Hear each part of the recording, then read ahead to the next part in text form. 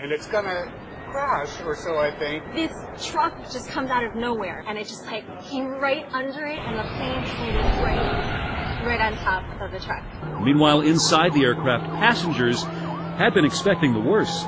The captain did explain we were going to be just circling. We could hear the grinding. That was really frightening. The truck, a Nissan Frontier, was driven by an airport mechanic. He says he doesn't consider himself a hero. I heard it come in over the radio. The plane was coming in, so I just had to gas it, get it up to full speed. You know, I got the Pro 4X off-roading package, so this thing can handle some pretty rugged stuff. More, including reaction from pilots and air traffic control. That's coming up tonight at 11.